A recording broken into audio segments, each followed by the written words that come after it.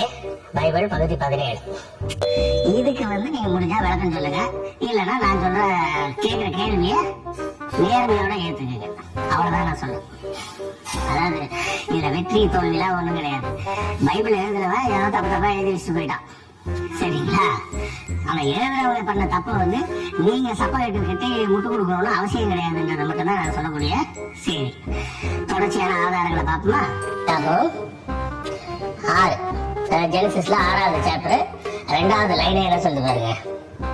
தேவகுமாரர் மனுஷ குமாரத்திகளை அதிக சௌந்தரியம் உள்ளவர்கள் என்று கண்டு அவர்களுக்குள்ளே தங்களுக்கு பெண்களை தேர்ந்தெடுத்து கொண்டார்கள்.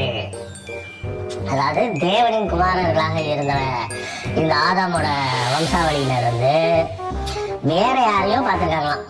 மனுஷ குமாரத்தி, மனுஷர்களுக்கு பிறந்த பெண்களை பார்த்துக்கிட்டு அவங்க எல்லாம் ரொம்ப அழகா இருக்காங்கன்றதையும் தெரிஞ்சுக்கிட்டு அதுல இருந்து தங்களுக்கு வேணுங்கிற பெண்களை பார்த்து தேர்ந்தெடுத்து கொண்டார்கள். அப்ப இந்த மனுஷகுமாரர்கள் யாரு, அந்த தேவகுமாரர்கள் யாரு, அப்ப அந்த மனுஷகுமாரர்களை உருவாக்கிய கடவுள் யாரு? அதுதான் நம்மளுடைய கேள்வி. ஆதாம் தான் ஆதி மனிதர்களின் ஆதி தந்தை அப்படின்னா இந்த மனுஷ குமாரத்திகளை பெற்றெடுத்த மனுஷன்கள் யாரு?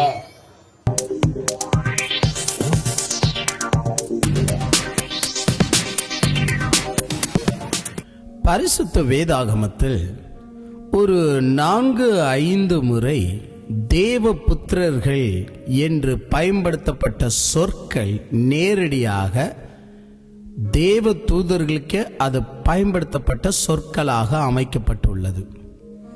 எப்படின்னு சொன்னா, யோபு புஸ்தகம் 38:7 எடுத்துக்கிட்டாலும் சரிதான், 2ஆம் அதிகாரம் 1ஆம் வசனத்தை எடுத்துக்கிட்டாலும் சரிதான், அதே போல 1ஆம் அதிகாரம் 6ஆம் வசனத்தை எடுத்துக்கிட்டாலும் சரிதான், அதோடு கூட நம்முடைய கேள்வியில விமர்சனத்துக்கு விடப்பட்டிருக்கிற ஆதியாகமம் புஸ்தகம் 6ஆம் அதிகாரம் 1 முதல் 4 வசனம் வரைக்கும் எடுத்துக்கிட்டாலும் சரிதான்.